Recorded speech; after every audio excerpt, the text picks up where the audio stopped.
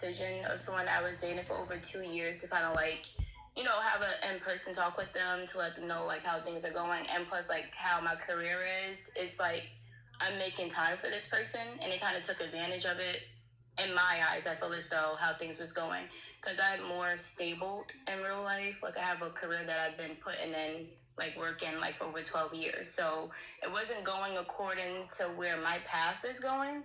So I kind of like let things go. But then like recently, like I think last week, my phone blew up with like over 40 something notifications. So I don't really deal with drama. I like to say what I need to say and just lay it on the table. You can do with it what you need to.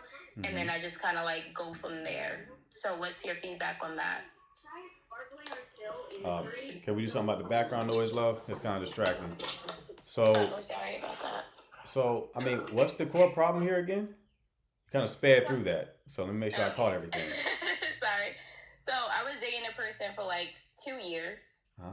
So I kind of like broke things off, like to separate because where my path is going. I don't like distraction. So when I would try to look at things if it's a liability or Okay. asset. So, and the aspect is it wasn't coasting the way how things was going. It was kind of like on and off, more so them venting to me. I don't have anything like to vent to like a romantic partner about because I deal with my problems. It's life, right?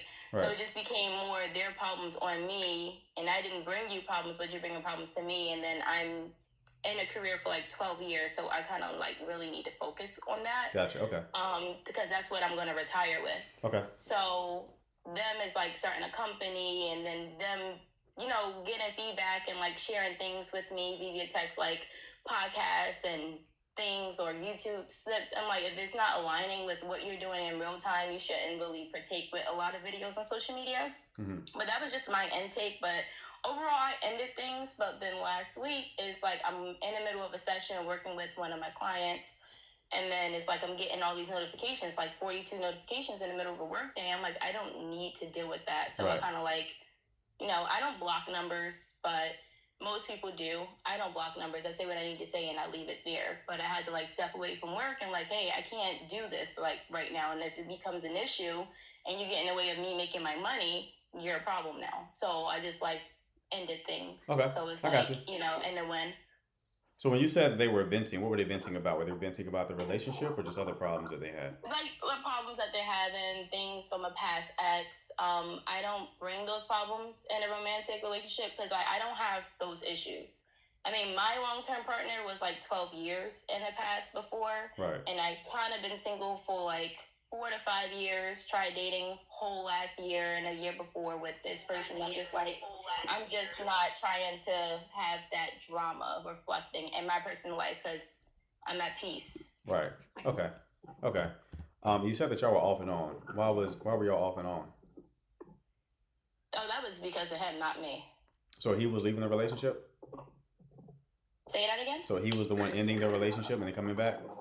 No, I ended things, but it was just more so like, when you send a text to somebody saying like, hey, how's your day going after people deal with pressure a different way. Some people, they take it out on others type of thing. So I saw that pattern early. So I'm like, nah, I'm good. Okay. But I'm talking about not when you just ended it recently. You said that y'all had a pattern of being off and on. Yeah. So Okay. when I noticed that, I kind of like just let things be what they were. But I did tell him I'm not going to continue things going forward because of that. But it was just more so when things don't go his way, because he's like an independent contractor, like a blue collar worker. Right. So it's like when work is like slow because of winter. We just came out of winter. It's now spring. Okay, now you can make your money spring and summer, but you have to understand the ups and downs of the job that you're in. But you can't take it out on me. Yeah, what I'm still trying to determine is like how did the whole off and on pattern begin, right? So I'm getting the problems, but like, are you the reason for the off and on? Were you ending things and then reestablish a connection, or was he ending things and then reestablishing the connection? It was him. Okay, so he was ending things and then coming back. Correct. Okay, why was he ending things? I don't know. Okay, so he would just end things and not tell you what problem he had, why he ended them. Nope. Okay, all right. I mean that's kind of strange. Normally people tell you why they're ending. So what did he say when he ended those things before? He didn't really say anything. He just was just more so masculine energy, I guess. Just more so like if I'm not helping him with his business, then we're just gonna have to end things. Okay, so he did give a reason, which was you're not helping him with his business, right? I guess that's the way how I could sum it up. Okay. In what way was he expecting you to help him with his business? It's nothing I can do in that aspect. I guess he just started like an independent contractor business like 2 years ago. Okay. But again, what was he expecting you to help him with? I have no idea. It's not my field. Okay. You're kind of confusing me, though, because I don't really see how somebody ends things because you're not helping them with their business, and then you have absolutely no idea as to what their expectations were. So, one problem I'm seeing here is communication on your end. You're not seeking clarity in any capacity. I know you have the ability to because you work with clients, and part of working with clients is clear communication, right? So, for whatever reason, you're not communicating very clearly in your relationship, and that's likely due to you not prioritizing the relationship. I can't say this for certain, but there may be some degree of avoidant attachment on your end. You're kind of giving clues to that because you're treating relationships in a very cold, calculated way, where it's not based on emotion. It is all brain. It's all thought. It is all what is the ROI on this, and that kind of is it going to make for a good relationship? It's part of it, sure.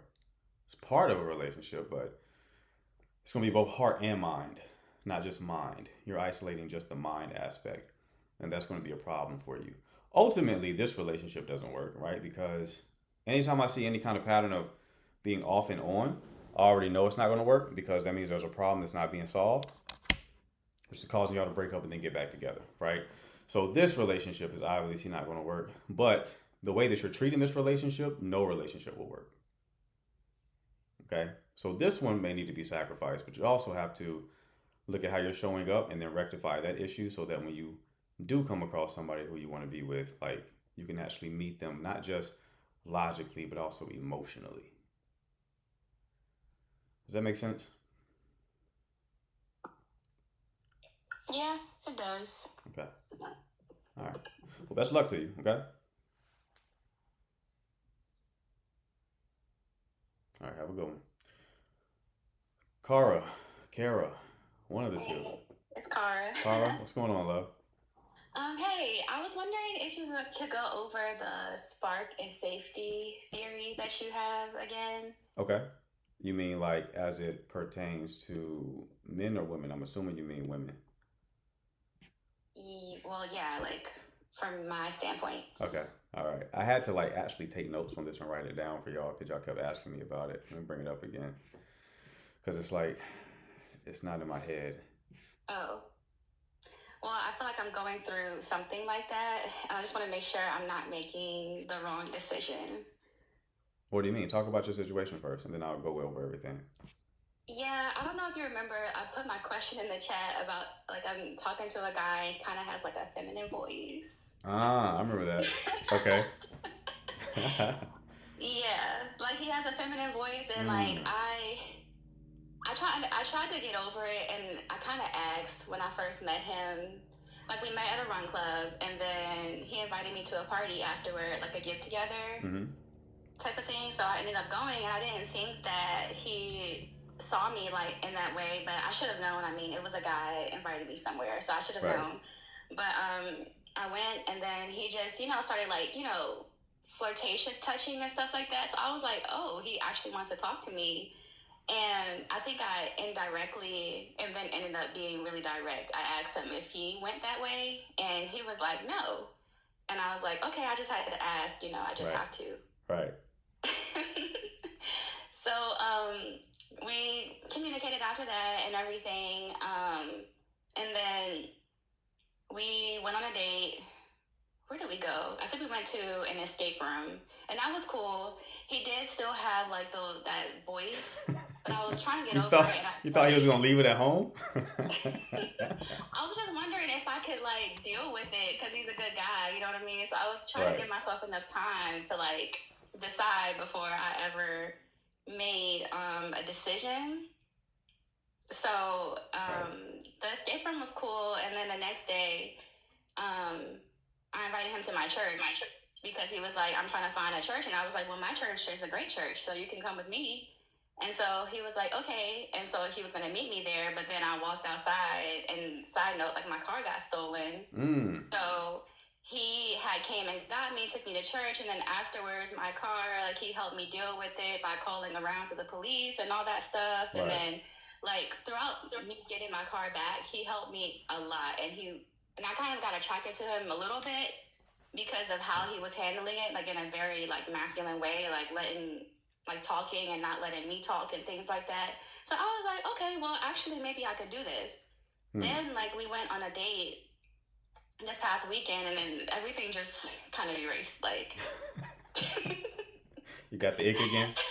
and now I feel kind of bad because I'm like, I kind of want to end it, but it's like, everything he does, everything right. It's just that like some of the things that he says and does, I'm just like, I can't erase it. And I don't know. That's why I'm like, is it a spark and safety kind of thing, or should I Okay. just You're talking about like the traits that men give off that are spark and safety.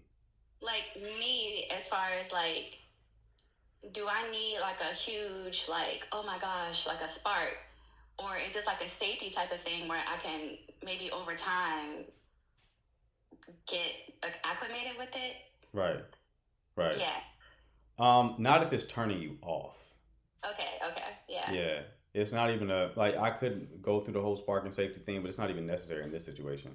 Like if something as permanent as somebody's voice is Mm-hmm. turning you off, then it's probably not going to work. And I get how that feels bad to end something over something that is objectively small from the Yeah. perspective, but it's not though. At the same time, it's not You're like he right. probably was like was the father in the home, right? Because I know a lot of guys like that. They were raised by like their grandma or some shit, and they just can't help it.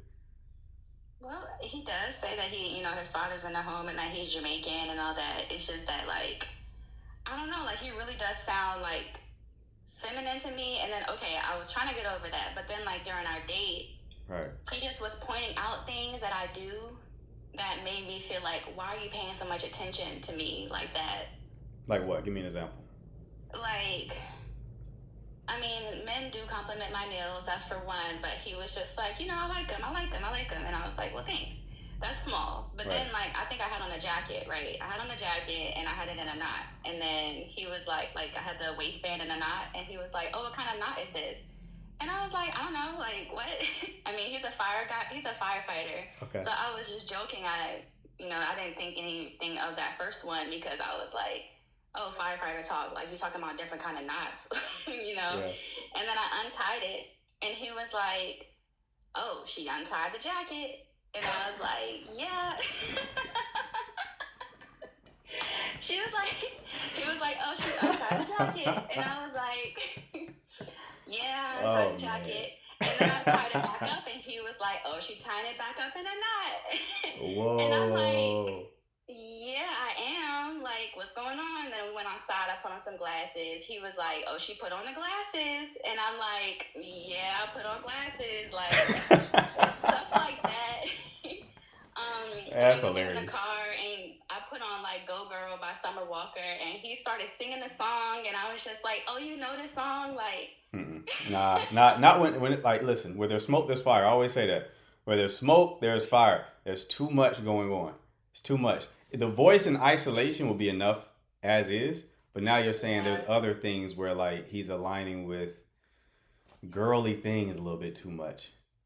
yeah, And just a little bit. And I'm not trying to label him. It just feels weird for me. Like, I don't know.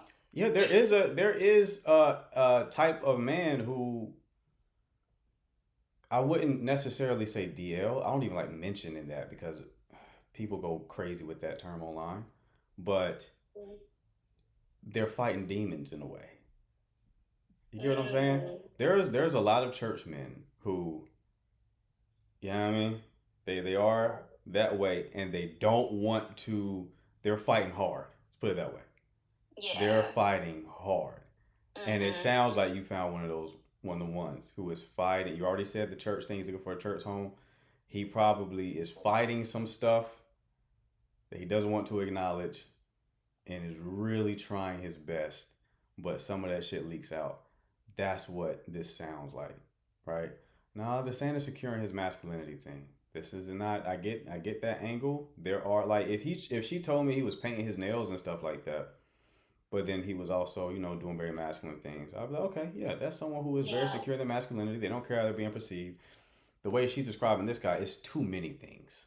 It's Yeah, almost and I like was he's just like, I trolling a don't little know, bit. but like the way he handled my car situation was so masculine to me. I was like, okay, I like this side. Right, Like, I like that you're a problem solver. I like that you're willing to help out and all that stuff. And right. that's why I really wanted to give him a chance. It's just that, like, when we vibe, like, regularly, it's like, I just feel, even if he didn't have a feminine voice, it's like, I don't like when people draw too much attention to what I'm doing, like, very simple things that I do. Right. And it kind of makes me feel a little awkward because I'm just like, yeah, I mean, I do this all the time. I always dress up. I always, you know what I mean? Yeah, yeah. It's not even like a masculine feminine conversation because he can be a very masculine man but then have a certain orientation, Right. right? Yeah. That he doesn't want to acknowledge or he's working on from like a Christian perspective, right?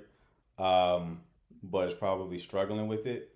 Like I've seen guys like that where I'm like, I know you're just I know. You know what I mean? Yeah. Like you're not really hiding it as well as you think you are.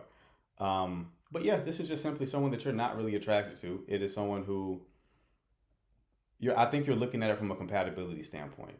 Remember, chemistry first, then compatibility. You're basically Right. describing a chemistry problem. The chemistry Like problem. you're throwing me out the moment because of how you sound and also the things that you're focused on and calling out, like just your general Yeah. vibe. I like that you handle this task, which again, that's compatibility, right? It can Hmm. bleed into chemistry a little bit, but that's more of a safety thing, him leading and handling things for you. Um, but it's good that you are giving people like chances, Oh, right? yeah. If Yeah. you but you give people chances, but that also doesn't mean you just settle for something that's good on paper, right? Because giving people chances gives them the opportunity or gives you the opportunity to take in a person fully because some people it takes multiple hours of being exposed to them for it to really kind of unlock. Like the woman who Sure. I connected with the most, um, at least up till the beginning of this year, was someone who first date was like 6 out of 10, second date probably 5 out of 10, third date 9 out of 10, right? It was like third date is when I was Right. really That's what I was sold. thinking. I was like, maybe if I spend more time with them, Right, it'll be different. right. But again, in that situation, it was like chemistry was there in my situation, and then compatibility came on the back end, and then chemistry like skyrocketed. You're describing very low chemistry, potential compatibility, and then being like, maybe this will work because he seems like a good guy, right? But that's not sustainable because eventually you'll grow to resent the person. Like if he starts singing Rihanna in the crib, you know what I mean? You're gonna start rolling your eyes and then burning his eggs on purpose because you're so fed No, up. for real. I know. And it's hard because I don't even really know how to say it. I'm gonna just come out and say it, like, just that I feel like we could be better as friends because we could, and we have the same birthday and everything too, Right, which was crazy, which is why we, I guess, hit it off. right. But yeah, but I have a meeting, so thank you so much No problem, for love. your advice as always. So Absolutely. Best of luck to you. you too, thank All right. you. She'll be all right. Kara's very pretty. She'll find somebody else by this afternoon. Esther, what's going on? You're muted, love, by the way. Okay. Can you hear me? Yes, how are you? I'm doing okay. I'm so sorry. Um, I tried to get on yesterday as well. So um, this is the first time I'm coming on your live. So Okay. I want to tell you, I'm looking at you all the way from Trinidad in the Caribbean. Nice, nice. Welcome. Yes. So I was trying to just find out maybe get some advice. And sometimes, you kind of know, but you still just need some surety, I guess. Hmm. So I met a guy sometime. I met him on Facebook sometime last year, Okay. and we started talking. But at that time, I had a lot going on, so I didn't really continue talking to him. And we reconnected this year around January. So he started to say that he really liked me for so long and he was waiting for me to reconnect with him and, stuff, things like that. And I felt, well, maybe because he was waiting for so long is why, like, from instantly, he was like, I really like you and all that. And within 2 weeks, he wanted to marry me and all these things. So it was like, but I just assumed that it was because he was waiting for so long for me to connect with him. And then eventually, he started talking about difficulties in the financial area, and I'm a very kind person, so I would say, well, I would try to help. 1 or 2 times I did that, and then eventually I stopped doing that. So no matter how many times he would say it was really, because I felt like he would do that for me to say I would help. So I stopped helping. And then one day he came out and asked me for money. I said no, I couldn't assist. And then at that time I started to monitor, just observe his behavior, things that he would say, things that he would do. And I realized at some point that there are sometimes he would, like, if he was frustrated, he would take out the situation on me. And so when I told him that that's what he does, he told me that I was manipulative and I didn't like correction. So I was like, I said, I hate that. I don't like that. I didn't accuse you of anything. I'm just telling you, this is what you're doing. And I didn't accuse you of anything. I'm just telling you that you're taking your frustration out on me. Mm-hmm. And when he said that to me, that I was manipulative and whatever, I said, listen, I can't do this. Sorry, I'm not going to put myself in this position. And I think he figured out that I was very serious about that. So he decided to be very sorry. So he was all of a sudden very, very sorry. So I left it there. Then, of recent, he started again. He didn't have anything to eat and he wasn't eating for days and stuff like that. And I kept saying I couldn't help. Right. Because I noticed what he was doing. And then he tried different ways for me to see that I would assist. It was not working. So then he came out and asked me for money again. And at this point, I was very upset because the way that he asked for it was very manipulative as well. He said he knows that because I care about him, I would help him. So he went on and on about that. I know that you care and you care a lot about me and you would help me. You would not let me down. You would not turn me down. And I did not respond to him. And I left him there. I did not respond at all, actually. Mm-hmm. And then he messaged me and said, so you don't care about me now? It was a day after or so. And but during this time, I also found out some information that he was lying to me about. And lies is a boundary. I don't accept lies. From the first time I spoke with him, I said, if you lie to me, you will never hear from me again. Right. And I found out that he was lying to me. So I told him straight up, I said, you're lying to me. I don't like that. And I'm sorry, but this can't go on. And that's when he started to tell me all manner of things. Now I'm like, even really personal things that I would have told him about situations with my family and so on. He threw in my face and said, that is why I was going through that. And he wanted to know what it is that I found out about him. I did not tell him at all because I did not want him to manipulate me out of what I knew. I called at least 3 people that knew him and they said the same thing. Uh-huh. Right? And so I knew it was the truth. I got it from very reliable sources, official sources as well. And okay, well, real quick, Esther, what's the question that you have here? So my question is, what I'm trying to find out is, am I wrong? Because I never told him what I found out for him to have a chance to defend himself, I guess, and I feel some sort of way for that. I don't know if I was wrong for doing that, not giving him a chance to defend himself. I don't know if he's trying to gaslight me or what, but it kind of got into my head. And I don't know if it is that I should have given him an opportunity to explain himself, or if I did the right thing by just not saying anything and cutting him off immediately. Mm-hmm. That's the wrong question. The real question is, what took you so long to cut him off? I think that many things I observed first, and maybe I observed too long. So yes, that is partly on my that is a mistake on my part. Yes, I did wait too long with Mm-hmm. my observations. But I found out that he was lying about his job.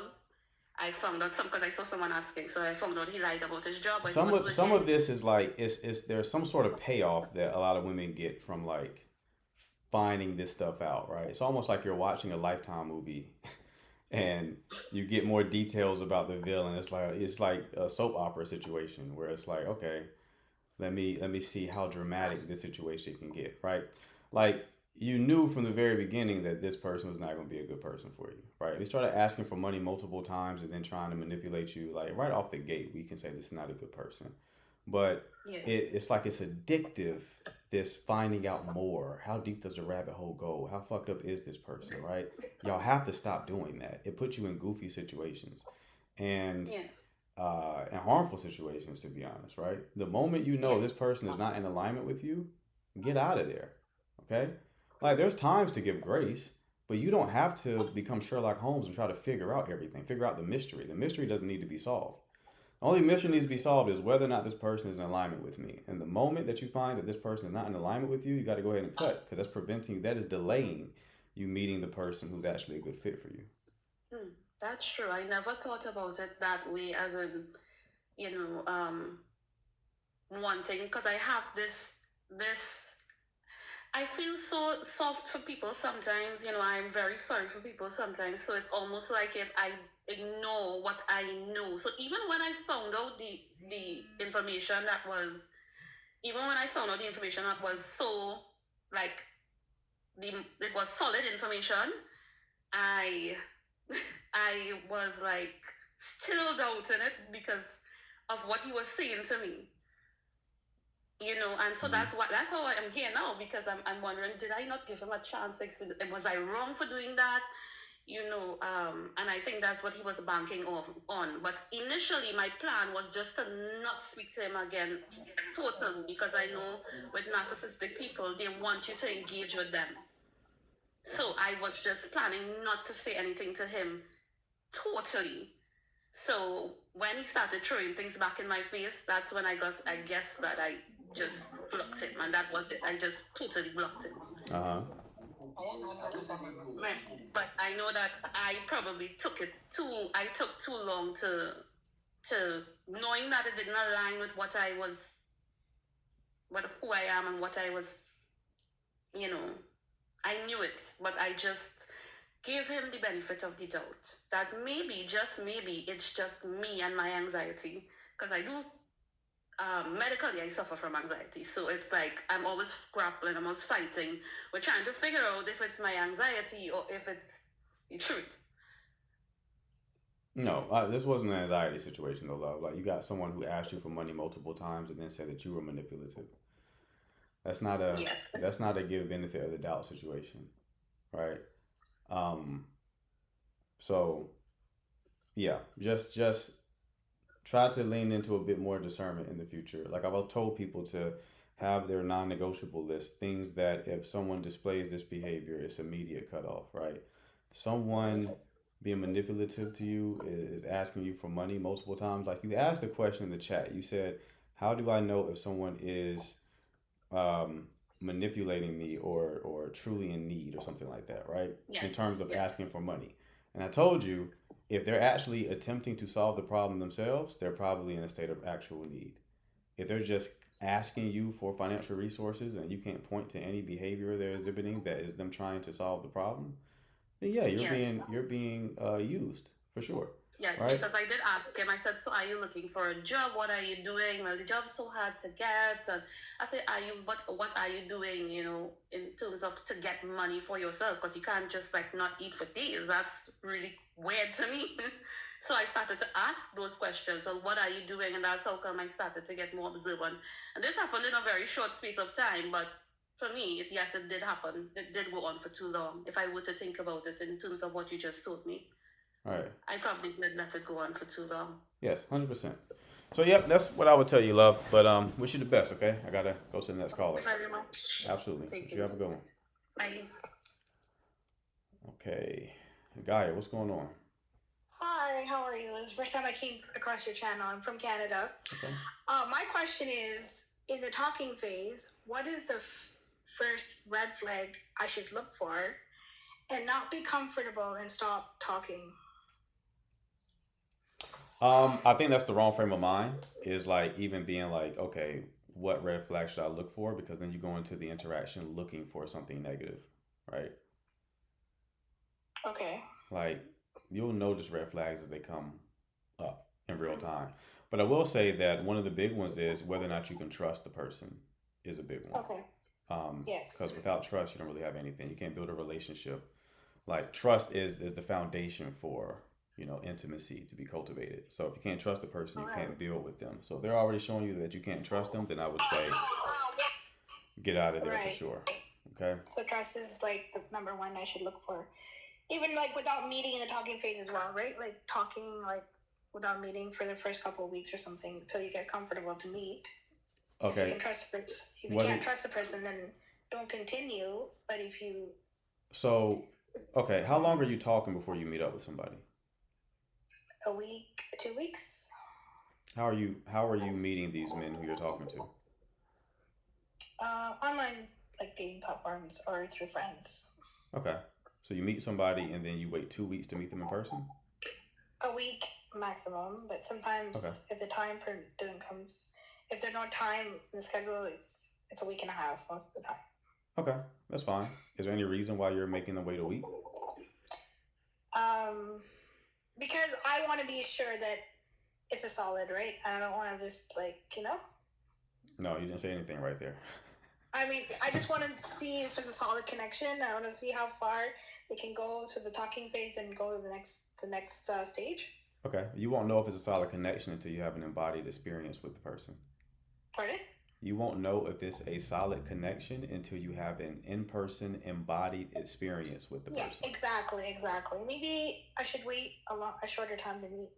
Like I'm just thinking, Right. maybe talk for like 3 days or 4 days, then meet instead of waiting a week. Yeah, there's no need to talk forever, right? Just go ahead and you're going to get so much more data when you meet in person. True. Hmm. That's right. You're absolutely right. Because sometimes they make excuses. I can't see you today. Can we meet up tomorrow? Or, it's a timing thing too, right? Sometimes. So that's Sure. what I kind of just like go with the flow kind of thing as well. Right. Yeah. 100%. Yeah. All right, love. Well, yeah, that's what I would change on your end. Okay? Pardon? I said, yeah, that's all I would change on your end so far, okay? Like meet them shorter period of time. Okay, that Mhm. sounds pretty good. All right, love. You take care. Okay, thank you. Mhm. Yo. Hey, Mr. Marquette, can you hear me well? Yes, sir. What's going on? Okay, when it comes to relationship, does it have to be romantic, or can I ask you like just a people relationship question? Yeah, we can go for it. What's going on? All right, so my question, I'm 20, I do digital marketing, so I help, brand scale, sales funnels, just anything marketing, I do that for online businesses. And my question for you is, did you find a network of men while you were building your skills, or did you create your value first and bring something and then try to get in a network? How did you do it?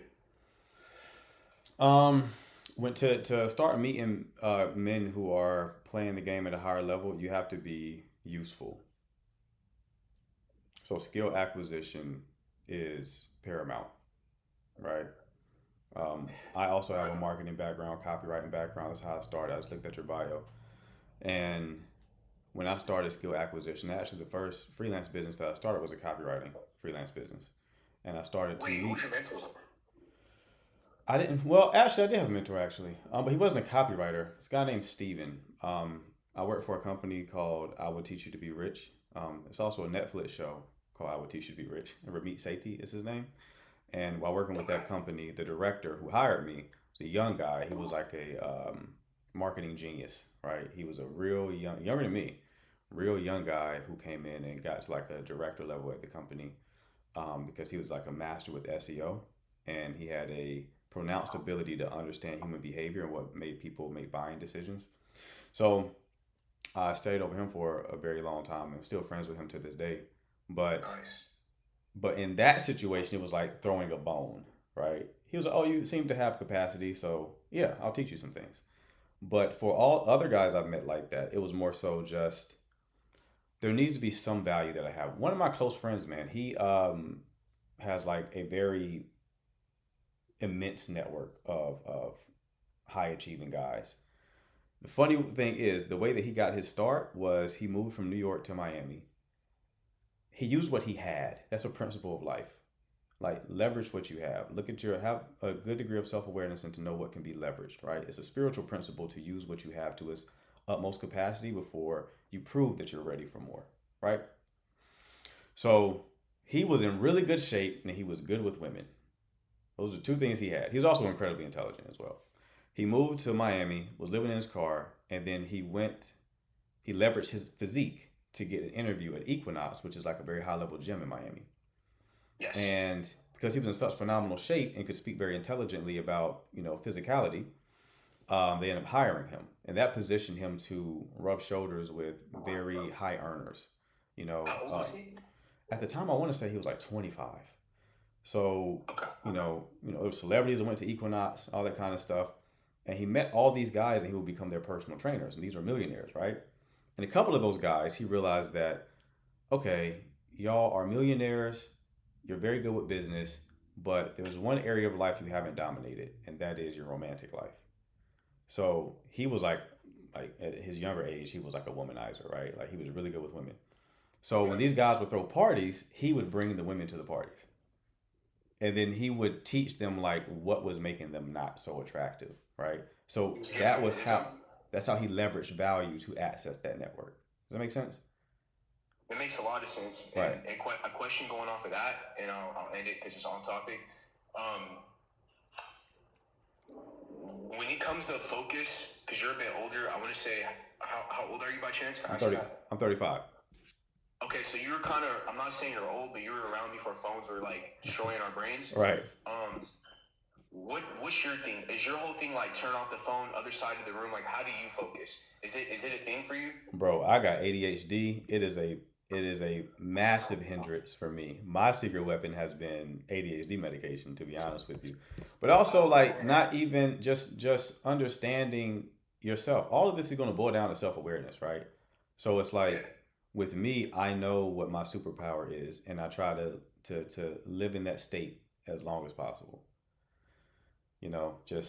I know that I have a few hours per day to be productive. I'm not going to be productive all day. I'm not someone who is a grinder. I'm not a grinder person. I'm more so somebody who is more effective when I leverage my superpower, which is insight. Okay, which is why I do these lives. It's me leveraging my superpower, insight. I'm not someone that's going to work, 13-hour days. I don't have the energy or interest to do that. But I can learn a lot and I can outlearn you, right? And I can explain things better than most people, right? So one super hack that I learned was understand your Myers-Briggs style. I don't know if you know what that is. It's the MBTI Myers-Briggs type indicator. It basically patterns like your pattern of cognition, how you think. And then seek out mentors or books written by people who share that same type. Because if they think like you, then what works for them probably would also work for you. Guys who think like me are like Leonardo da Vinci, Benjamin Franklin, right? Rick from Rick and Morty, right? These are guys who think like me. They're not grinders. They're people who peer into the future, who can understand things at a high level and then help the masses understand things. There are men who have their hands in a lot of pots, and through virtue of juggling a lot of things, it creates more insight with the thing that they're focused on. They're able to connect these different domains in creative ways, right? So, learning from people like that whose brain was structured similarly to mine, who thought in a similar way to how I think, who are wired, how I'm wired, their advice is going to be more directly applicable to me than some random person who's making YouTube videos or writing books. Does that make sense? Kinda, yeah, it does make sense. Makes dollars actually. It reminds me of Alex Hermosi Right. a little bit. Right. Yeah. Mm-hmm. Thank you for the value. I'm gonna let you get back on topic though. Appreciate you. All right, big I'll dog. give you a follow. All right, you take care, brother. All right, fam. All right. Esther, what's going on?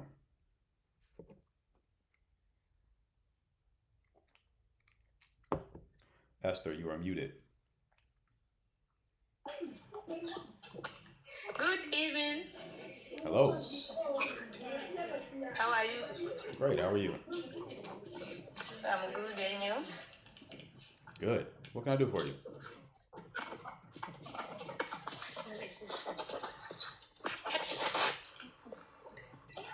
Okay.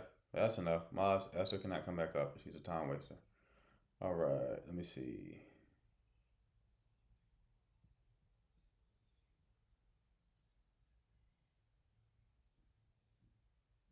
Precious, if you would like to come up, you hit the button at the bottom of the screen with the blue and pink person. That's how you request to come up, okay? Her pick was giving matchmaking vibes, right? Right, 100%.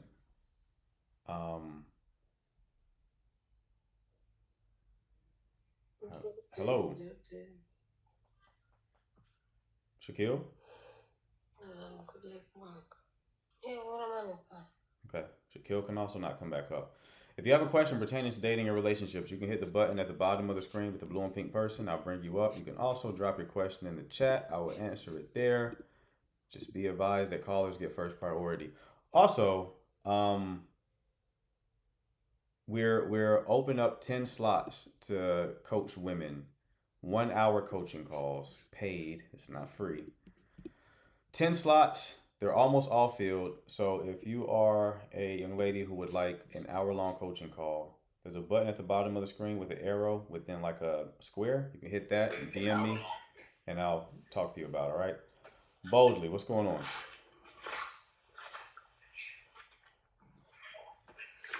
Hi, I really enjoy your channel. So I wanted to ask, I've been in a relationship for about 5 years Okay. with someone that said they didn't want me working and they would take full care of me. So I left my job, and he did take good care of me, probably better than what I would have done on my own. Uh-huh. However, the relationship was marked with a lot of like he would kind of punish me in that if he's not happy with something, he wouldn't give me what he usually does give me, or sometimes he'd ignore certain things that I said to him, and he'd be emotionally absent. We would break up. We broke up about 5 times, and I always went back. And I think also one of my challenges was I was finding it difficult to become independent again. So I've come out for the 5th time, and I'm struggling with the economy and things becoming difficult. I am struggling to move on. And I used to make my own money, but I seem to have forgotten how. And so now I am so afraid to go back for the 5th time. And I just want to know why I've developed this dependency on a person, and yet I was such an independent person before I met them. And I can clearly see that things are not working between us because we have broken up 5 times. And every time we break up, he treats me way better than he did when I was in the relationship to make me come back to him every time. Why can't he let me go also so I can just find my way? Okay. What were you doing to make... I'm 38 years old, by the way. Okay. How long have you been with him? 5 years. Okay. What were you doing to make money before you got with him? I was in management. I had a high-paying executive job in management. Okay. And what is the challenge now when it comes to finding employment? Well, it's just a difficult economic time in the country that I'm in. So Okay. there aren't many jobs around. So yeah, that is the struggle. I've also tried with business, and it's also not working out. Hmm. Okay. Yeah, Um, and your question is, why do you keep going back to him? yeah, and why does he keep pursuing me? So when I'm with him, he's emotionally absent. Sometimes, he doesn't prioritize me, doesn't spend time with me. He's never there. And this is someone that works from home, very successfully working from home. But whenever I leave, he pursues me with something big, a big gift, a car that's not in my name even, but makes it seem like it's gonna be mine. Massive promises, and he also never did commit to me in the 5 years. We talk about marriage, we'd even go to our parents like we do in Africa, but we just never went the full way in all these 5 years. Gotcha. Okay.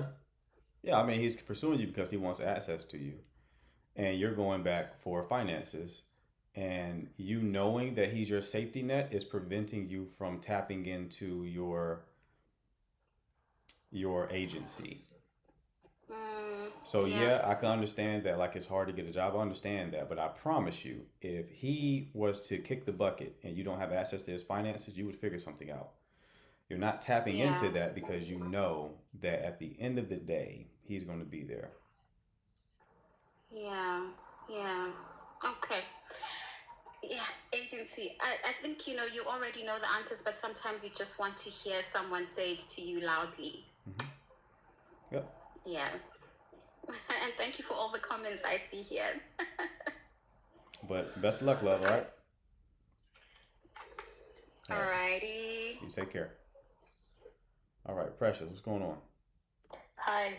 Hi. So I was here a few weeks ago talking about basically I ended up breaking up with my ex last year, August. We were together for 4 years and it was just like toxic, but I would say I'm pretty over it now. And I started taking care of myself. I go to the gym regularly. And there was this guy that I noticed at the gym who was trying to get my attention a lot. And I was asking you whether I should approach him or not. Mm-hmm. So right now I'm not unemployed. I have a job, but I'm waiting to start next month. So I've just been like kind of just relaxing and taking care of myself. And I have noticed, because I don't have that many friends, I have noticed that I struggle with limerence a lot. Mm-hmm. So seeing this guy showing me attention at the gym, even if he never approached me, I started imagining what it'd be like to be in a relationship with him. I even almost approached him, which I'm glad I didn't, because yesterday I went down on my knees, asked God if he might be the one, and basically I was in the parking lot after coming back from the gym. Actually, I was in the gym parking lot, and I saw the car that he drives, and it's one of those white vans that people kind of get kidnapped in with, but it's also like rusted. So Mm-hmm. that kind of just showed me a different light. And my question is, how do I stop struggling with limerence? Because I basically imagine myself being in a relationship with just anyone that gives me attention. Mm. Okay. So for the most part, it's going to be your life just isn't full enough. There's too much space in your life that's creating an opening where your needs aren't being met. So you're just falling into this fantasy. As oftentimes people who have attachment issues, more specifically anxious attachment, struggle with it. But it's like you just have to one, gently nudge yourself back to reality when you start to drift into fantasy, right? And then two, your life needs to be more expansive and bigger, right? You need to connect with other people, have more hobbies you engage in, have more friends, right? Have a more active dating life. You do that, it's going to reduce the amount of limerence that you experience.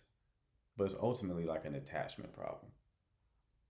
Okay, so maybe I shouldn't date right now. Let me work on that first. How long have you been single? Since August last year, like 6 months. Since August last year. Okay. Um, and how long was that relationship? 4 years. 4 years. Okay. It's August last year, so less than a year. You've been single. What's the longest you've been since you've been an adult? What's the longest you've been like single, like you haven't entertained anyone? Like a year when I was in college. Okay. Hey, you're due for a break. How old are you right now? 26. 26. Yeah, you're due for a break. You're due for a break for sure. Because when you're anxious like that, your core fear is being alone, right? And abandonment. Okay? Yeah. And ultimately that's the fear of being alone. So the solution is to be alone, right? No, part of the solution, let me clarify.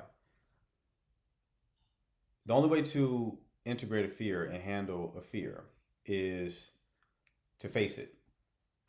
So if you can build a life, the best advice ever given to anyone anxious is to pretend like you will never be in a relationship and to build a life where you can be happy with those conditions.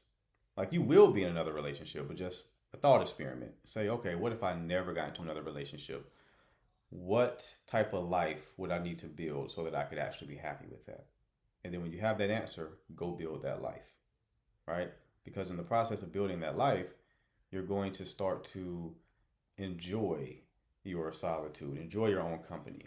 And once you actually start enjoying your own company and you're not as needy for another person to be there, you can enter into a relationship from a more powerful place. You'll still be anxiously attached, but you'll have higher capacity, meaning you won't be as triggered because the ultimate fear that causes your trigger isn't so bad. Like you don't mind, you don't care so much that a person may leave you because you know that they're leaving you to you being happy, right? It's not a boogeyman anymore. It's something that you actually don't mind experiencing, okay? There will still be more work to be done when you actually get into a relationship, but at least you're entering it from a more positive and powerful place. So since you are 26, as long as you've been single, it's for a year without entertaining anyone, I think you need to just build your life outside of romance. You don't have to spend forever doing that, by the way. I'm telling you to do this for like 2 or 3 years. I mean, today, immediately start doing it. It's not a matter of time, it's a matter of psychological readiness, right? So you could be in this state for 3 months, build a life that you actually enjoy. You start to notice, I actually enjoy my company, right? And then when that clicks, okay, now you can enter a relationship. Okay, and is it bad that I judged him based on like what he was driving? Yeah, it's not the best thing. It's not the best thing in the world to look at what he's driving and create like a whole narrative around it. That'll keep you single, for sure. Yeah. So should I don't know, should I just like not focus on him anymore and work on those things or Yeah, I wouldn't pursue focus on him. I will focus on what I just did, but also at the same time, say yes to life. So Okay. if he approaches you and y'all are vibing, there's nothing wrong with you entertaining him, right? But before when we talked about this, you were saying that you were going to potentially approach him because he wasn't approaching you. Now I'm Yeah. telling you, don't do that. Okay.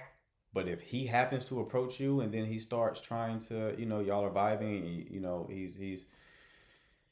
you see there's a lot of chemistry there, then I wouldn't tell you to be like, turn him down. Okay. Okay? Yeah. Thank you. All right, love. Best of luck to you. Monique, what's going on? Hi, good afternoon. Good afternoon. I'm 35. I've been in this situationship for 2 years now. But and I'm just seeking clarity, or more so, someone just to confirm what I already knows. Been with this person for 2 years. He's a great person. We can communicate well. He's accountable. He has the good characteristics that most people would like or I appreciate more. Whenever I misbehave though, and misbehaving here could mean doesn't mean cheating or anything, but it could probably just mean I didn't communicate well or disagreement for something. He would withdraw the stuff that I appreciate, like the communication or the time that he gives. But for the past 2 years, we have been, whenever he's not sure about something, he would leave the relationship or the situationship and go and think, analyze. And this would have happened probably 4 or 5 times. And it's just really that bad feeling you get, like the uncertainty, or the person is indecisive of choosing you to be in a relationship with you in a long term. I'd feel like I'm in a hole and or the rug being pulled from underneath. This time he did say we are not aligned, and the alignment here is I'm on the older side, 35, as I stated, and he wants 3 children. And I'm like, we can't afford 3, even though we're in a stable job. 3 would be too much. 2 is perfectly fine. And he's like, no, he doesn't want 2. And he's going to, and this is the thing that we are not aligned on. And he's like, I would have to end the relationship because you're getting older and I'm not ready right now to have any children. And I don't want to put you in any risk. And I appreciate that. But it's just a feeling that I want to go back, even though this man is telling me directly that he doesn't want to be in a relationship. I just think I'm just so stupid to want to call, want to check in still and whatever. It just happened still, probably a week now. Just tell me what I already know, please. Okay. Do. How long have y'all been dating? 2 years. And how did you meet? Work. Okay, met through work. Within the IT industry. Okay, met through work, 2 years. And he wants kids and everything, but he doesn't want a relationship. He does want the relationship because everything is like perfectly, like both of us are accountable, and maybe because we're in the same industry, we kind of understand each other and we ride off each other waves. He does want a relationship, but I just think that it's just not with me. Okay. So he hasn't directly told you that he doesn't want a relationship. You're just based on the fact that y'all been dealing with each other for 2 years and he hasn't committed to you. You're saying that he doesn't want one with you. Right, because we have never had the discussion of we're exclusive either. Right. But his action shows that he's exclusive, because I've never, when he's around, the phone is down, and Right. it's not. I've never gotten the vibe that he's cheating or entertaining anybody else. Right. Right. I got you. Yeah, I mean, you're thinking about this the right way. He like I tell women, man, like if he is emotionally available, right, and he likes you to a high degree, within 3 months of seeing you, he's going to want to progress things, because he's not going to want anyone else to have you. He's going to see your value, and he's going to want to lock things down. Right? Gotcha. Right. It's like when men get like with these outrageously beautiful women who they've never had before, right? They'll try to get them pregnant, right? They try to lock them down, right? Men naturally want to like mate guard. They don't want anyone else to have access to that, right? So if he's been dating for 2 years, then yeah, he either doesn't have the capacity for a relationship, or he just doesn't see one with you. What you're describing leans towards more capacity than anything. It's not a reflection of you or your value. It's more so like he probably wouldn't be in a relationship with anybody right now, to be honest with you. So you entertaining him is delaying you meeting the person you're actually supposed to be with. Okay. The longer you entertain him, the longer it's going to take for you to meet the person you're supposed to be with. If you wait too long, you may never find that person. Okay. Thank you. Thank you so problem, love. much. Absolutely. Best of luck to you.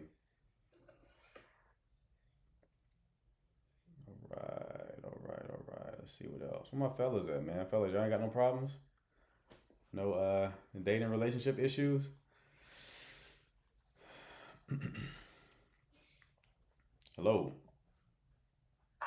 How are you? Great. How are you? I'm alright. And I'm Crystal. Nice to meet you. Nice to meet you, Crystal. What can I do for you? Alright. Oh, sorry, Crystal. The mods removed you. I guess they thought you were taking too long to. I guess the mods thought you were taking too long to get to the question, is what I would imagine. But you can feel free to request back, and I'll add you back up if you actually have a question to ask. Okay, Vana, what's going on? Hi, How are you? can you hear me? Mhm. So I've kind of spoken about this before a little bit, but then like I kind of got like I don't know what the issue was, but also like I don't think I kind of like told the red flag that I saw in the beginning, and I'm not really sure if that was like what caused the ending of my relationship. And also like I feel like it's been a month and I've kind of like no clarity. Obviously, I'm not seeking closure from him, but mostly like I have no clarity and I still think about it like every day, like just so confused. So Okay. like initially, like I was in a relationship for like 7 months, and kind of short story, like we did meet online, and when we first met, like he had this like I would say it's a big red flag. Um, so we kind of spoke about like we spoke for 2 weeks prior to meeting, like in person, because at the time like I was 4 years away from him. And so I kind of asked him like what his situation was, like his last relationship, like just stuff like that. I kind of know where he's at. And he told me like his first relationship was like 3 years and they broke up a year prior to us meeting. So we met like last August and he said like they broke up a year before that. So like what, like how do you feel about it? He said like he's healed, he's ready to move on, whatever. So 3 weeks later we met in person and we hung out, like it was really good, like we went on like 3 dates, it was great. And then he got like actually like the day that we were supposed to meet or the day before, he just got like a random leave from his work, like that saying that he cannot come to work until he get a form filled out. So I was kind of suspicious as like why did this happen. So he was like, oh, he just has a stalker, whatever. And I was like, why do you have a stalker? Like, you're not a celebrity. Like, I was like, just so confused. So he left his phone like one time, like, I think on the third date, yeah. So he left his phone to go to the washroom, and I saw his passcode, and my mind was telling me to check, like, there must be something in the phone.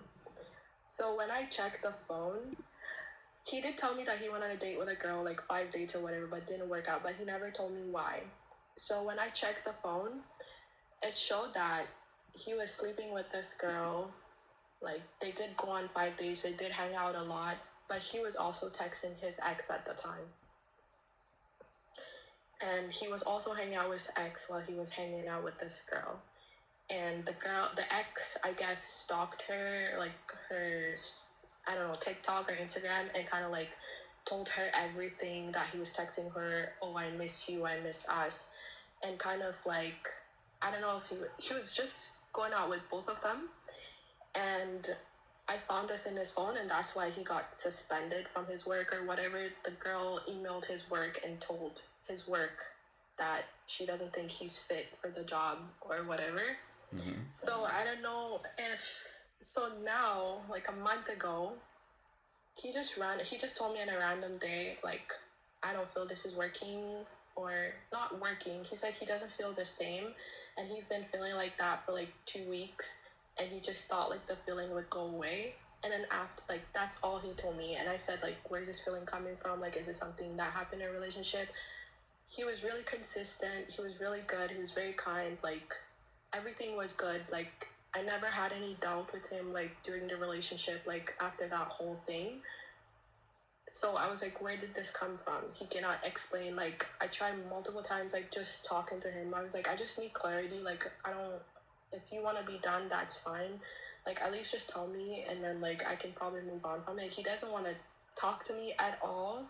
I said, like, is it someone else? If that's the issue, then that's also fine. Like, you can go ahead. He said, no, it's not someone else. It's not someone else. That's not it. So then I'm like, what is it? He just won't tell me. So I'm like, I'm just so confused. Okay. What's your question here, love? Sorry, what is my question? Like, is this someone that's an avoidant that still has, like, that has an internal issue? Like, is this regarding his ex? Like, I don't know. Like, how did I even, I guess, like, I ignored that red flag. I don't know if that's what the core cause of this now that I got entangled with all this mess, or I don't know. How long were y'all in a relationship? 7 months. Okay. You don't need to worry about the why, right? Like you saw that he was still engaging women from his past, right? You don't need to worry about the why behind him ending the relationship. Even if I could magically tell you the why, it doesn't change your situation. Yeah. Someone said he probably got multiple women. Like, from one of the messages that the girl sent, like screenshots and stuff, like it was her saying like, oh, there's multiple girls that said this or whatever. And then when I asked him about it, he was like, oh, like she's lying, like she made this group chat within herself, like something like, I don't know. I feel like I was just so stupid to like enter this thing with him, like when there was so much evidence, but like I didn't know who to believe, what to believe. Like, I don't know. Right. Yeah, that's the situation, love. So you just gotta move on in this situation and stop entertaining, people who aren't a good fit, right? A lot of times women will be in this situation, will see the man entertaining other women and will want to be the one chosen. Now it's like the games have begun. The Hunger Games have begun. You're entertaining other women, so let me be the one who's chosen. Just from an ego perspective, right? I'm not saying that's your situation. What I'm saying is it's possible that was your situation, right? That was quite a big red flag to ignore unless it benefited you in some way, right? So ultimately, you have to move on from this situation. If he's ending the relationship with you, move on. He tries to come back, move on. He hasn't changed. And try to figure out what made you want to stick around in the first place, considering you already knew that he was dealing with other people. Does that make sense? Yeah, I think initially what kind of made me want to stick around was that like it was already like 3 weeks in, and then I kind of just like figure out that information later. And then like in my head I was thinking like everybody has a past, because I also have a past that was like also very messy. So like I don't know. I really don't know. I don't know what made me really want to stick around, but that was kind of like the thought process in my head. And like wanted to give him a chance. Like I was not coming from the perspective of like, oh, like, he hurt this girl, but like I'm the one that he's gonna choose. Like I've been the ex and there was another girl, and like I kind of understood that. So like I never thought like, oh, like he's gonna choose me over her or I'm better. Like nothing like that. Like I wasn't coming from that perspective at all. So I don't know. How old are you? I'm 21. Okay, you're young. This makes more sense. Yeah. How long have you been single without dealing with anybody? Sorry? How long have you been single without dealing with anybody romantically? I would say maybe like 6 months, 7 months. Okay. You're giving me anxious attached vibes. This will be a good time for you to follow the advice I gave one of the previous callers, which is spend some time alone, build your life, right? Build a life you can enjoy by yourself. So when you do entertain somebody romantically, you're coming from a more powerful place, because it's almost like if you weren't choosing this person from a competitive place, you probably were choosing this person from a place of, if I cut him off, I don't like the alternative to cutting him off, which is now I don't have anybody. right? When you can be happy by yourself, being by yourself is no longer scary. I do think it was coming from like not having an alternative. Like it's very hard to say that, but I do think I was coming from that. Mhm. And so right now, like although like I have the feeling of like, oh, like I need to find someone else, or not really need to find someone else, but like I do want something else. Like I'm really trying to just like spend time by myself, Mhm. like learning myself, learning to love myself. Because I Right. feel like if I do go again, like I might just find myself in the same situation. Right. Because like this is not like the first or second or third time. Like I feel like it's been a cycle, and like at the end, like I'm always like hurt. And if Yeah. I keep And going, like that's the I'm thing. You just you end like the need, right? What's the quote? It's like if you're desperate for food, you'll eat anything, right? So you want to remove that need. You want to choose to be in a relationship with someone out of a place of desire, not from a place of I need to be with somebody. Because when you come from a place of I need to be with somebody, that's when you start choosing the wrong people. That's when you start making excuses for people's red flags, right? So we got to get rid of that need. And the only way to get rid of that need is for you to A, start enjoying your own company, and B, learn to validate yourself, because some women and men don't feel like they're valuable unless somebody else is desiring them, unless somebody else is validating them, right? That's where their self-worth is coming from, is somebody who is choosing them. And from the act of that person choosing them, that's when they feel good about themselves. If you remove that, they no longer feel good about themselves. So this is going to be two parts. First part, build a life that you can enjoy by yourself, start enjoying your own company, and then also start building up your own value to yourself, right? You do those things, you're going to be positioned to pick and choose much better moving forward. Okay? yeah. Thank you. No problem, love. Best luck to you. All right. Who else do we have here?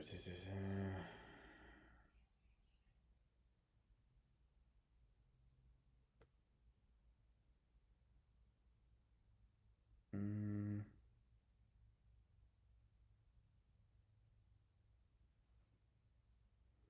oh, a few people in the queue dropped out, huh?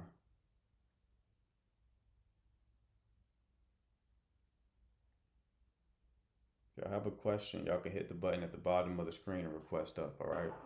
Hello.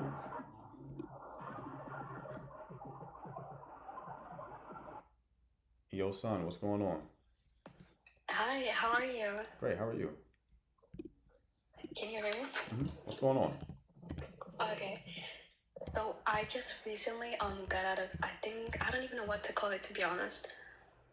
But so we met like from a friend of a friend, like my friend introduced me to that person, which at first I thought like that person lived nearby, so I was like, okay, cool, perfect, you know. But that like was long distance. I'm like, I don't know what to do with that since it was my first and everything. But I was like, you know what, let me just give it a shot. Like, I know myself, I should be okay. But yeah, and then like a lot happened, but prior to all of that, recently like he was like going like on live and saying like flirting with other girls, which was weird because I talked to him about it prior to all of this. Like, I don't feel comfortable you doing this, like, and he would dismiss it and act like it's normal. But if I did it, it would become a problem. So I'm like, okay, like I didn't even know what like to say at that point. But he said he stopped. But and then since I had school and stuff, I wasn't really much on TikTok. But then like friends would like, hey, he's doing this and that, and then he would blame me that I'm the one who caused it. I'm like, what? Like, what is going on? I'm barely here. And then, yeah, technically, because, like, I didn't do anything. Like, I would, like, try to communicate. You know, I feel like I'd be doing the, like, emotional labor, to be honest. And since, like, my first relationship and his as well, and it's like, I'm still confused, like, what just happened. Okay, I'm kind of lost, love. I'm gonna have to have you go over it again. First, how old are you two? Oh, I'm 19. He's 20. Okay. And what's the main problem here? Like, he said the reason that he's flirting with other girls is because my fault. It's your fault for what reason? Because like I'm not like listening to him, I keep bothering him saying, "Oh, you're doing this, oh, you're doing that." Even though like if you're doing something like I do not like, of course I have to speak up. Right. But then when I speak up, it's like it becomes a problem. Okay. And then he would complain that I'm not communicating, but I'm just doing that. But then it turns an argument that I'm the problem for bringing up the problem. It's like, what? Right. So what's your question here in this situation? So like, do you think I have like any fault to this?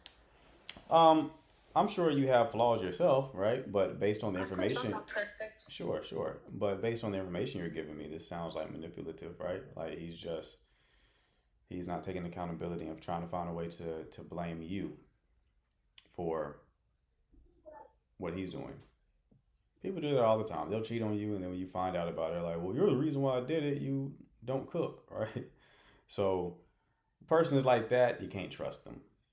Person's not gonna take any kind of accountability. You can't be with them for real.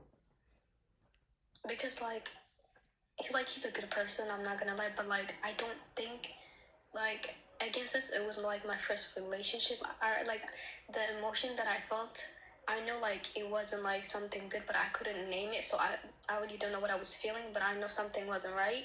So it's like even like if I tried to leave, I was like, am I self-sabotaging this? Maybe I should, you know? And then he would be like, oh, you know, give me a chance. This is my first relationship and stuff. But then it's like he would expect me to tell him like the little small things like hey, if we have a fight, can you like apologize? Can you like, because if you don't doing that, that just shows like you do not care and stuff. And like, oh, I didn't know. I'm like, what are you, like, it's so basic, like it doesn't make sense. Right. Guys, it's not called gaslighting. Gaslighting is when they're trying to question your perception of reality. That would be him denying that he even talked to anybody else when she has clear evidence that he did. Oh yeah, he said he didn't talk to nobody, even though I literally had screenshots. Well, then that's And he said I gaslighting. was the toxic and Then that is I was gaslighting if you did age that. and stuff. I'm like, what are So, you talking about? but here's the thing. It sounds like you want to talk about this and vent. The ultimate thing is you have to leave the situation when someone's going to make things sound like it's your fault. Okay? Someone's going to be talking to other people, flirting with other girls, and they know they're wrong. They A, deny doing it when there's clear evidence, and then two, are trying to make it seem like it's your fault, then you have to leave the situation. This is not something for you to try to figure out, like, why is he doing this? That's a trap. That's a trap, and it keeps you stuck, right? This isn't something to ruminate on and to swish around in your brain over and over and over again. The only thing you should be focused on is, based on how this person is behaving, can I be with a person like that? Yes or no? The answer is no, then you must leave. Right? Yeah, I just hate like when I get like not misunderstood, but like, you know, when someone blame me for something that you didn't do, and they'll like, they know what they did, but like they'll deny that Right. it's your fault. I It's got you, like, beloved. I got you. like I'm trying to clear my name, but it's like I don't know. I got you, but you just have to leave, okay? No more talking about this. No more telling this as a story for your friends. Just leave, okay? Okay, thank you. No problem, love. All right. It's only just begun. That's a funny phrase. Remy. Hello. Hello. How you doing?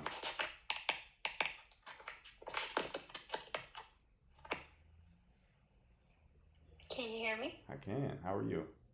I'm doing well. How are you? Great. What can I do for you? So I had recently broken up with my boyfriend, and we were together for 2.5 years. He was very loving in the first 1.5 years, and then we had to do long distance for a little bit. It turns out from my extensive search on the topic that he is an avoidant attached person. And it turns out that he was triggered somehow towards the end of our relationship, so he started being very cold and distant. Right. So I'm not really sure how valid those explanations are when it comes to an avoidant attached person, because it does seem like a lot of excuses for shitty behavior. And I'm sorry, excuse me for that language, but it just seems like it's someone who's emotionally immature and getting all these excuses. Anyways, so he immediately started looking for a replacement, I would say, when we broke up. I had to go see him 3 weeks after we broke up so I can pick up my stuff. And he told me that he still loves me and he wants to work on things with me. And then he confessed to me that he was intimate with somebody else during that time in the 3 weeks, which I found it extremely crazy as it was a very short period of time. Right. And then, so I told him I don't think I'll be able to forgive him. But right now it's been, I would say, 3 months, and he is with somebody who looks exactly like me, and it's kind of very concerning. Like, all of my friends and family saw a picture and they thought that was me. That's how similar she looks like me. Wow. And I do want to acknowledge, like, she might be a better fit in terms of, like, where she's living and maybe interests and all. But I just can't fathom the idea that somebody can just rebound like that really quickly, and somebody who looks exactly like the person, when I have been trying to, like, do all the work by myself, and I can't even fathom, like, holding somebody else's hand at the moment. It just seems very unnatural. Right. And I was thinking, like, is it an avoidance, mechanism, or is it just, like, coping mechanism, or is it just that he didn't really like me or wasn't really attached? I think I just need some kind of peace of mind to move forward in my life, because I keep ruminating in the cycle, like, every day. Okay. How old are you two? So I am 24 and he's 22. Okay. How did y'all meet? College. Okay. And how long were y'all in a relationship? 2.5 years. And why did it end? I had to kind of end it because it got very neglectful towards the end. Like, he wasn't checking up on me as much, and he wasn't calling. We were long distance during that time, but he was saying that he will improve. We were going to couples therapy, and he was saying that he loves me a lot, but he's not able to cope with this long distance because I'm not physically there. But I gave him so many chances, and it just gotten to the point that I wasn't sleeping or eating properly, so I had to take care of myself. But it was more out of, like, self-respect rather than actually wanting to break up with him. I really still love him, so. Okay. And how long were y'all long distance? A year. So the 2 years, the second year you were long distance. Yeah, 2.5 years, and the second year was long distance. Okay. Why were y'all long distance? Our college, or the college that we went to, is 4 hours away from home for me, and I had to go back home because I was studying to get into grad school, and I couldn't afford to, like, live by myself there, as well as afford the studying prep and everything, so I just went back home to do that. Okay. And how frequently did y'all see each other in that last year? So in the beginning, we would see each other, I would say, like, once every month, but then he expressed concerns that it was too little, and I was very understanding of it, so okay. I decided to start seeing. You can stop right there. He's not avoidantly attached. Okay, why do you say that? Because avoidantly attached people, one, they like long distance typically. Because they like their space. Their fear is losing their autonomy and independence. And a lot of them seek long distance relationships because the space serves the function of them not losing their independence or autonomy, right? You're describing the complete opposite. Someone whose core complaint in the relationship was not seeing you enough. I understand that, but I think, like, what he had described to me, which I know this is, like, so confusing, but whenever we were seeing each other for, like, once a month after maybe I would say 5 months of that, he expressed to me that it kind of triggered something in him, like his walls had to go back up because I'm not providing him with his needs. So then I suggested that we see each other every 2 weeks, which was the case afterwards, moving forward from that. Yeah. But apparently, once he got triggered, because he got so hurt that he would lose me, and this is like what he said to me, that he wasn't able to let his guard down after that. So he became cold, distant, and started avoiding the relationship all at once, and started resenting me rather than, Yeah, being there that's and not working on it. that's not avoidant. That's not avoidant. Avoidant would have been like once a month, cool.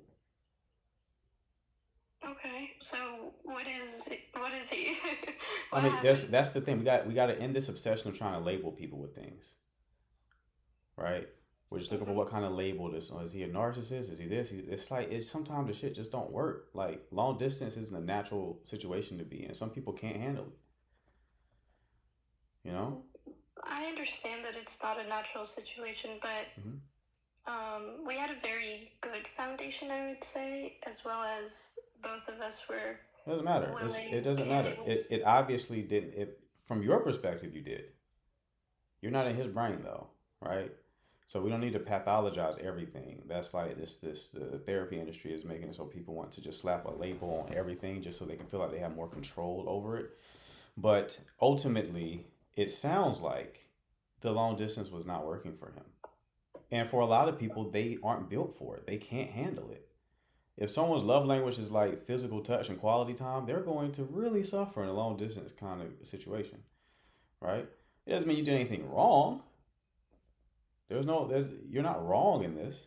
It's just the system that you were in doesn't work based on the needs of the two parties within the system. Okay?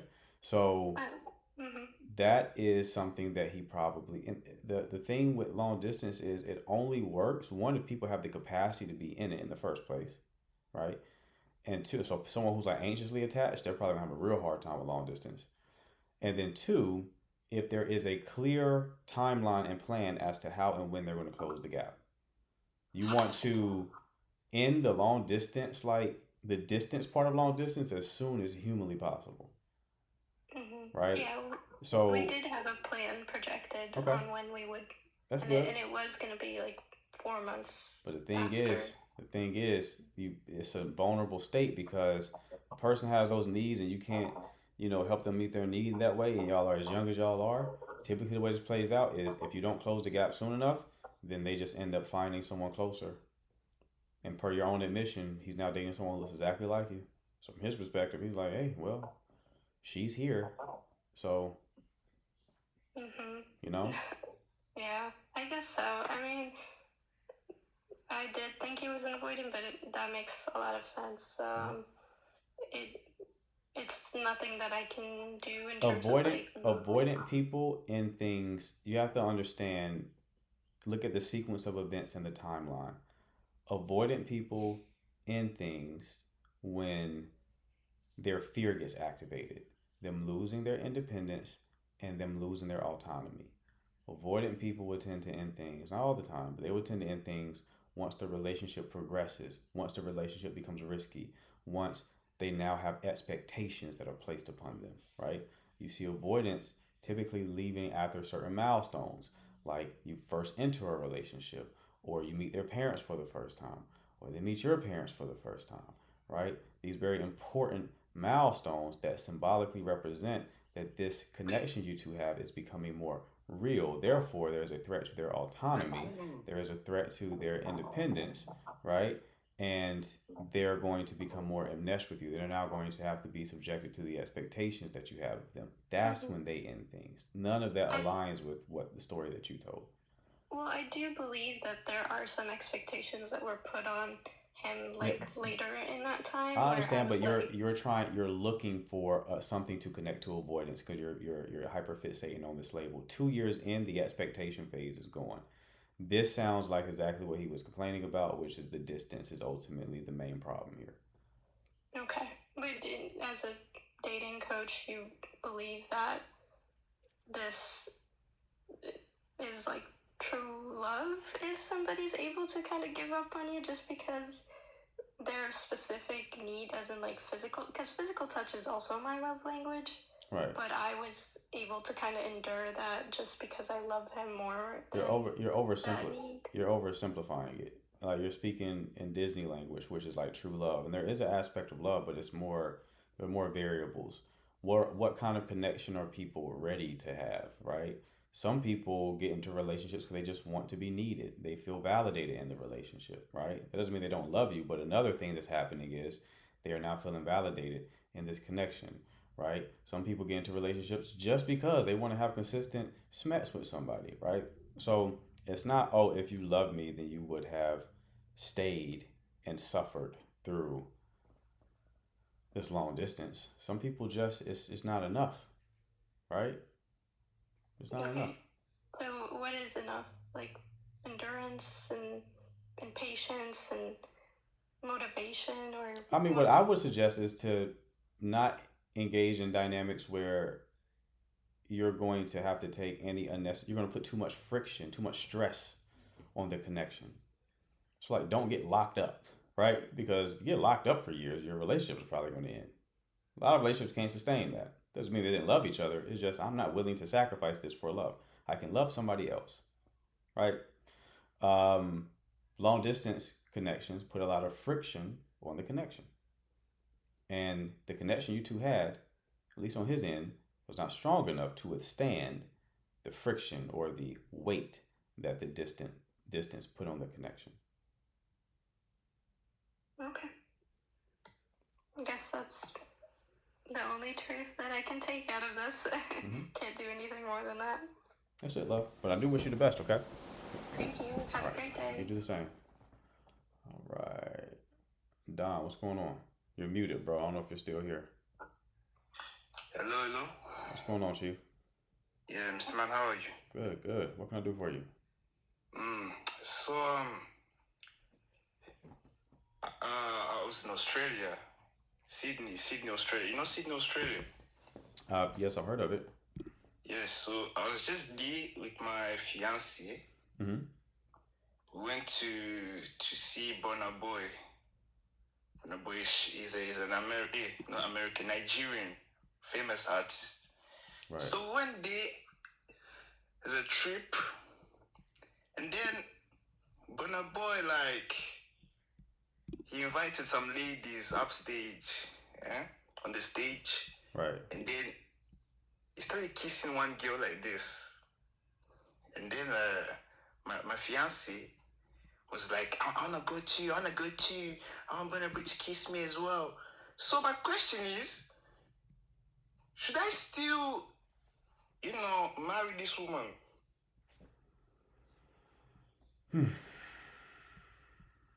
One male caller for the one male caller today, and he's coming with a made up fucking story. Y'all have got to get it together.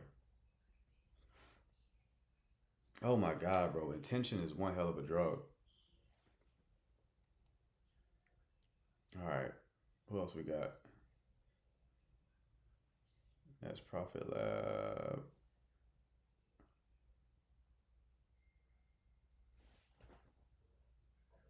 Hello. Hi. Am I audible? Mm-hmm.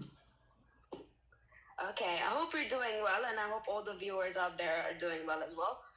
I'm currently using my brother's account, so I know it's a bit suspicious.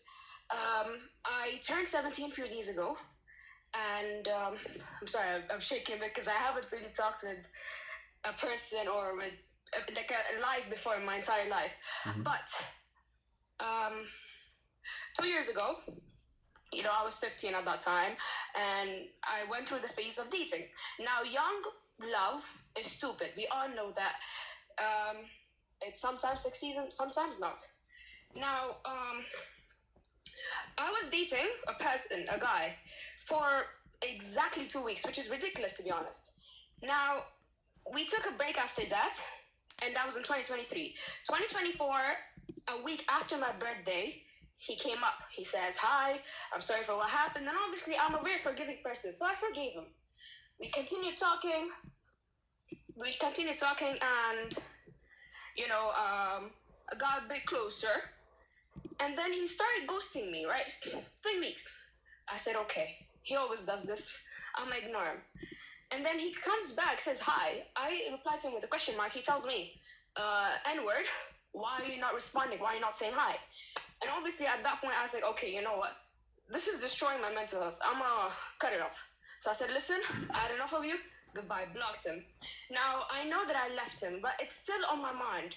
Like, I can't move on. So I'm detaching bit by bit. I'm focusing on myself, getting closer to God, trying to make money at a very young age, trying to get out of here, this poverty, or because sorry, oh my God, what am I saying? Hold on. I'm kind of anxiety, sorry. I do have some hobbies, by the way. I do Muay Thai, I go to the gym, I focus on myself. I have no friends, so I'm not very social.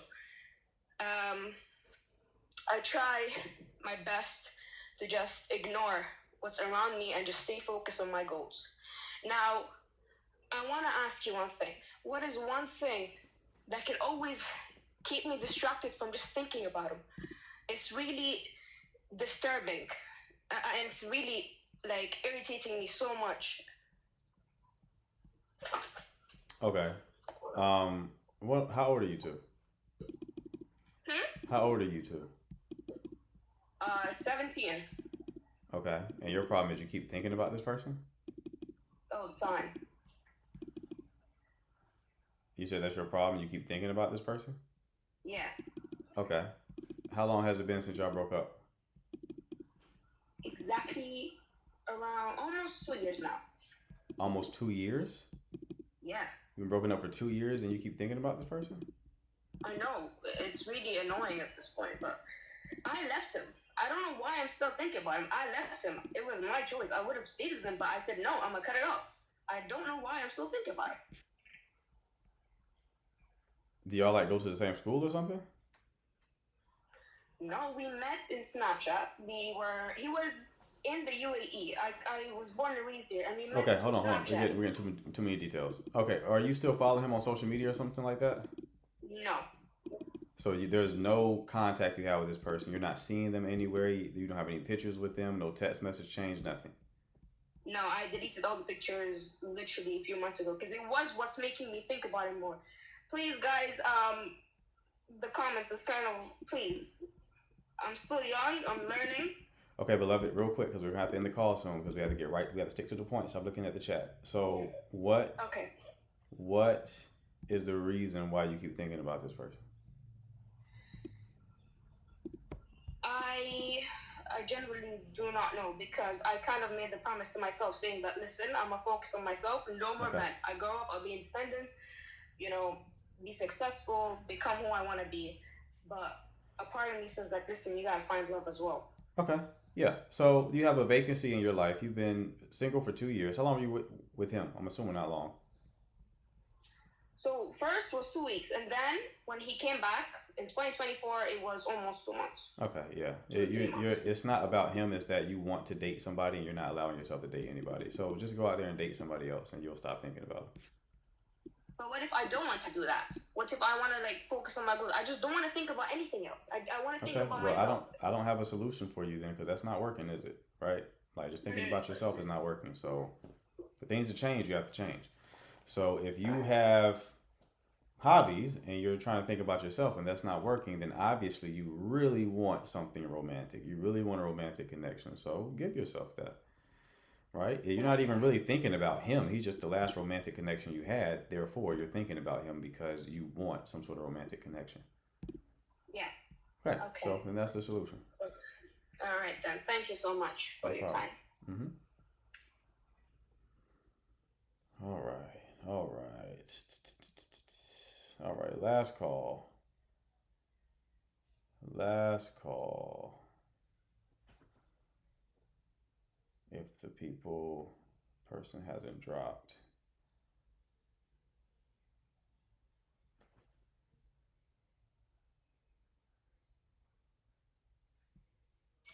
Hello.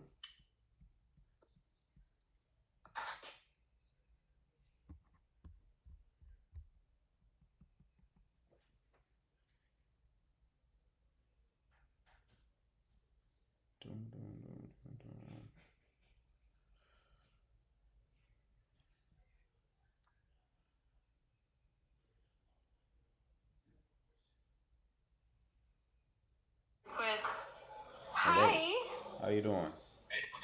How are you? Great, great. What can I do for you? Pardon? I said, what can I do for you? Well, I have a question. So, currently seeing someone for almost a year now.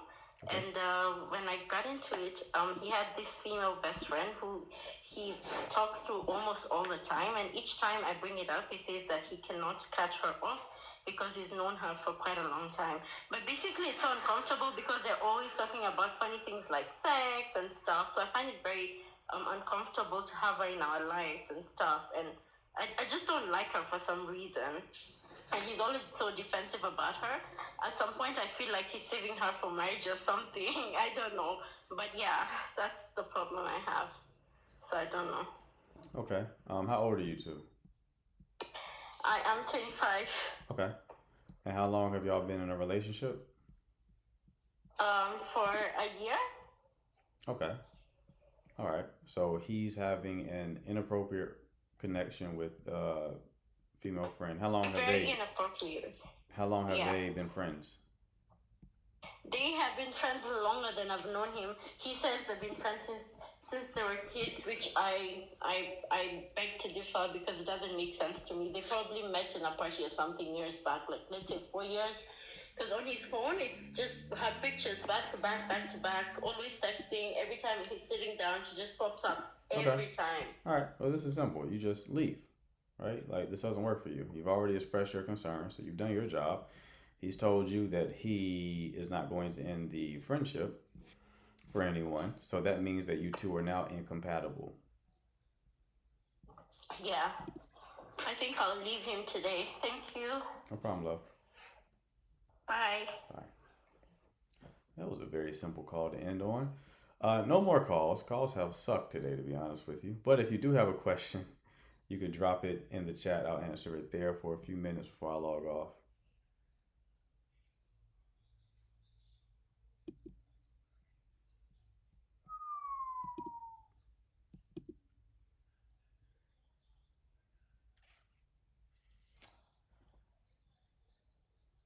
YouTube, right. Appreciate